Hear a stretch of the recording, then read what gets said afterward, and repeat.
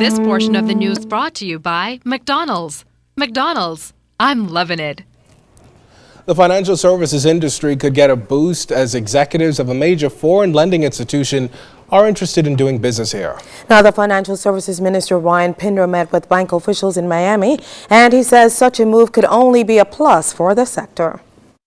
So if we can expand those synergies, get their locations physically present in the Bahamas and actually booking and banking clients in the Bahamas from Latin America, I think that's going to be an extremely positive momentum for financial services in the Bahamas, opening up new markets. And so it was a very positive meeting. We met for about an hour and a half this morning here in Miami.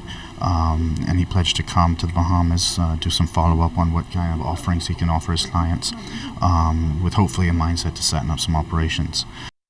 Minister Pinder also met with owners of the second largest bank in Venezuela that has a strong presence in Miami. Mr. Pinder said they are also considering bringing their operations to the Bahamas. And they expressed significant amount of interest in opening up operations at varying degrees in the Bahamas. Maybe a trust license, maybe a fund administration license, and possibly even a bank license. So I think, there's significant opportunities that have come about with significant global institutions that will diversify our product offerings and really open up doors in Latin America. So it was a productive meeting, both of them. And we're going to do extensive follow-up and invite everybody to the Bahamas and to see why it's better in the Bahamas. Well, more than 50 young people from across the country participated in Youth in Parliament last week. The teens shared their ideas for growth and development in a number of areas. Our Zion Thompson has more. From legislating the establishment of trust funds for every young Bahamian to all citizens making commitments to youth organizations throughout the country, young parliamentarians made their ideas and the way forward for the future of the country known through each presentation.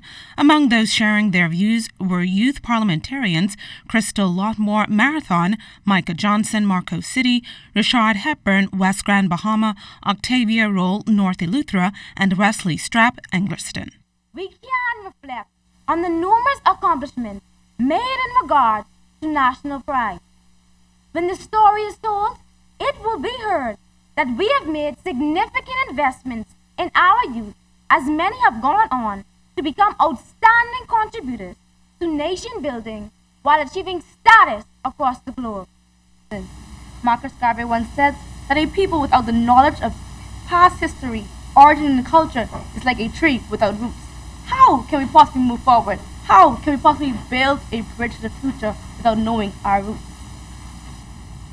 I strong-heartedly endorse the proposal of a new national Bahamas civics curriculum that will educate our nation's youth about our parliamentary procedures, our constitution, and self-governance, also informing them about the efforts made by our forefathers and others who have made an invaluable contribution to our sunny isles. The intent of this new curriculum should be to develop cultural identity and national pride while conveying the past and present struggles of a developing nation. To house such a national trust fund system, Mr. Speaker, we would now need to implement another system to regulate it. I would suggest a mandatory savings program as soon as any child is born. The parent should be automatically bound to put up money every month, let's just say a minimum of $10 a week, towards that child's trust fund until the child has graduated high school or is of legal age. We are supposed to be a developing country that looks forward for our aspiring youth to take charge, leading this marvelous country to become the best in the world. We will hear more from the youth parliamentarians in another newscast. For the ZNS Network News, I'm Zion Thompson. The British Colonial Hilton Hotel is bringing back its signature sporting event, but this time in the form of a charity ride called Give a Child a Ride. It's slated for this September. Hilton marketing manager Latoya Moxie tells us that the hotel has visited a number of local children's homes where the basic needs are met. But the one thing she says these orphans are missing is access to enhanced educational opportunities. So with the $35 raised from each registered rider, the hotel is hoping to pay tuition for 2 students, a girl and a boy, to attend private school. we want corporate Bahamas to definitely come and partner with us. We're reaching out to several corporate citizens like ourselves, and our financial goal realistically at this point is about $10,000 through registration, and then an additional $5,000 through non-rider registration. It's a way to give back without not giving so much of yourself, but giving a lot of yourself, if you know what I mean. So I think it's a good cause as a community to engage each other together to support our children, which is most important.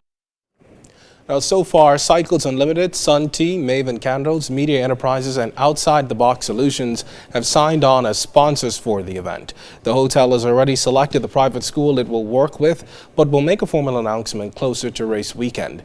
And while the race makes for a great family affair, the hotel has added an interesting perk that will hopefully encourage more people to register to ride. We call it the free ride promotion. So if you register for you and another person, that's a double registrant form that's on the website, you get a free night stay during race weekend. So it's an early booking thing. So if you book before in a lot of period of time, you get a free night stay during race weekend. You have to register for 2 persons. So I think that within itself will encourage people to register to ride, even if they just crash after the ride. That's the idea. Well, coming up in sports, one team comes back home victorious. And we've got new champions in Bahamas flag football. You're watching the Bahamas Tonight.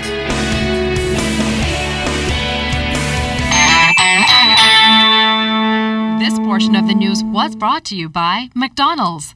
McDonald's, I'm loving it.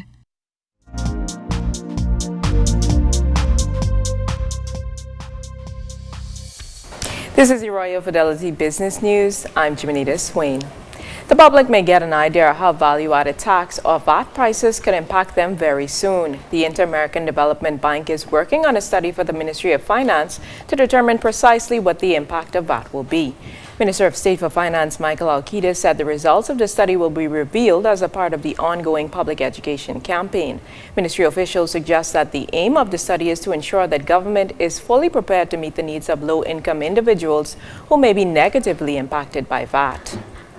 Reduce electricity costs and improve reliability in supply are just some of the topics that will be discussed by senior executives from PowerSecure International.